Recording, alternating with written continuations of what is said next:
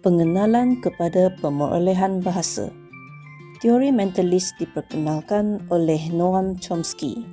Sewaktu berada dalam proses pemerolehan bahasa, kanak-kanak akan mempelajari konsep waktu, ruang dan sebab-sebab akibat kerana semua konsep tersebut dapat membantu kanak-kanak berkomunikasi dengan orang yang berada di kawasan persekitaran mereka. Sejak lahir, manusia telah dilengkapi dengan alat pemulihan bahasa yang dikenali sebagai Language Acquisition Device ataupun LAD. Beliau menghujahkan bahawa LAD dapat membezakan manusia daripada haiwan dan merupakan ciri khas yang terdapat dalam minda manusia. Misalnya kanak-kanak ini mereka sudah ada suatu macam alat dianugerahkan oleh Allah Subhanahu Wa Taala, suatu alat penguasaan bahasa ataupun apa yang dipanggil language acquisition device pada setiap kanak-kanak. Jadi kita hanya merangsang, kemudian dia akan memperolehinya secara semula jadi. Bukannya diajar ke apa, tak disedari bahawa dia belajar, tapi secara semula jadi mereka telah dapat menguasai ataupun memperolehi sesuatu bahasa. Ini mungkin disebabkan kalau ada yang saya pelajari, kemungkinan bukan lagi kemungkinan, anak-anak kecil mempunyai neurons yang banyak dalam otak mereka saat mereka kecil, dan juga mungkin ini pengaruh ataupun disebabkan minda mereka, minda yang separuh sedar ataupun parasedar mungkin, yang menyebabkan anak-anak ini menangkap boleh menguasai bahasa. Jadi ini bermaksud Profesor sama ada pertuturan itu ataupun gaya bahasa ataupun language yang digunakan sama ada bahasa yang baik ataupun foul language, kanak-kanak cepat menangkap ni ya. Dia cepat menangkap. Jadi sebenarnya mereka pada awal lagi mereka akan menguasai, memperolehi bahasa ibunda mereka. Jadi kalau bahasa ibunda mereka itu ialah bahasa Melayu, mereka akan menguasai bahasa Melayu. Kalau apa yang didengarnya ialah dialek Kelutong misalnya, ataupun Belait, mereka akan menguasai dialek tersebut. Jadi lebih kepada apa yang didengarnya, kemudian dia akan memahaminya dan akhirnya dia akan bertutur dengan baik dalam beberapa peringkat lah. Jadi topik pembincangan kita pada kali ini ialah alat pemerolehan bahasa atau juga dikenali sebagai LAD, iaitu Language Acquisition Device. LAD juga dikenali sebagai alat pemerolehan bahasa dalam bahasa Melayu.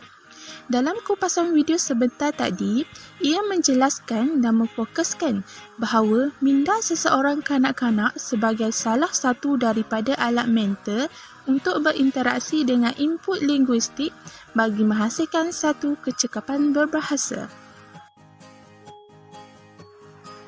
Oleh itu, apa yang dapat kita lihat, sejak lahir lagi, setiap kanak-kanak memiliki alat khusus ini yang membolehkan mereka untuk berbahasa. Alat ini membolehkan kanak-kanak memperolehi bahasa pertamanya, iaitu bahasa ibunda. Melalui kupasan video sebentar tadi, dapat kita lihat bahawa alat pemerolehan bahasa kanak-kanak mungkin dipengaruhi oleh dua faktor, iaitu neurologi dan persekitaran di mana kanak-kanak itu membesar.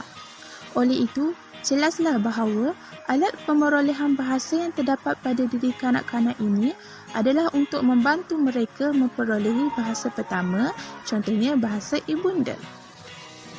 Contohnya, kanak-kanak akan belajar bahasa melalui apa yang didengar, memahami, kemudian mereka akan bertutur dalam dialek bahasa yang didengarnya.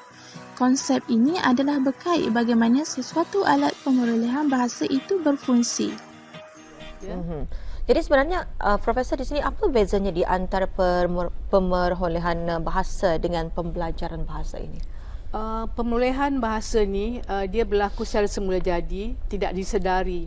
Maknanya dia kadang-kadang tu tidak diajar. Mereka terus dapat menguasainya dengan sendirinya, kita rasa macam dengan sendirinya. Tapi mereka ada suatu proses yang berlaku dalam otak mereka. Yang itu. Dan biasanya ini memang saya dah katakan tadi pada bahasa pertama ataupun bahasa ibunda mereka.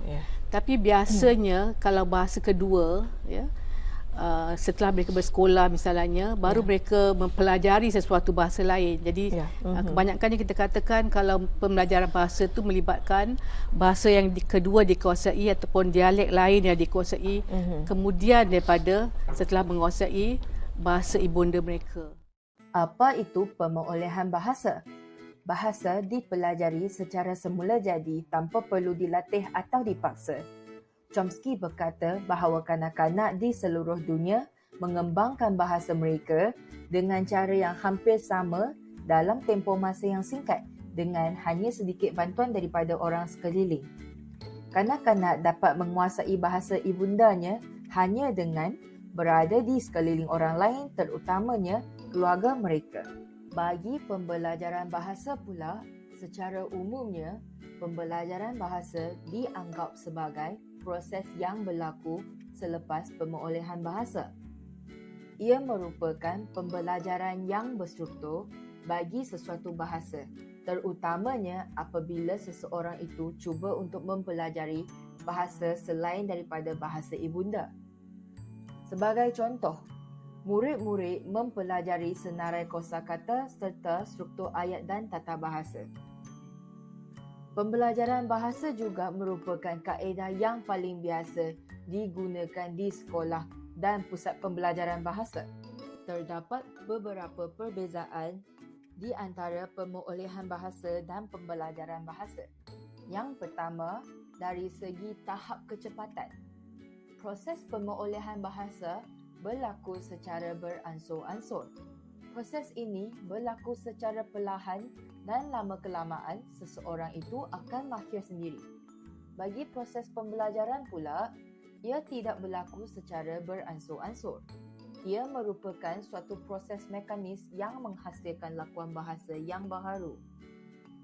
Perbezaan yang kedua adalah dari segi kemahiran bahasa. Bagi pemolehan bahasa, peraturan dan rumus bahasa yang pelbagai dapat dikuasai dengan serentak. Sebagai contoh, apabila menguasai bunyi, perkataan, imbuhan, makna dan penggunaannya dalam ayat dapat dipelajari secara sekaligus.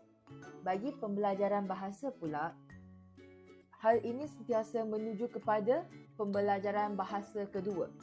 Ia bermula dengan kemahiran lisan. Proses pengajaran bermula dengan kemahiran mendengar, kemudian bertutur, membaca dan menulis. Seterusnya, dari segi penggunaan bahasa. Bagi pemolehan bahasa, kanak-kanak belajar menggunakan bahasa melalui pemerhatian atau pendengaran dan kemudiannya menggunakan unsur yang sama dalam keadaan yang serupa bagi memberikan makna kepada sesuatu perkataan itu. Bagi pembelajaran bahasa pula, makna perkataan dipelajari dalam konteks yang dapat menerangkan makna itu sendiri.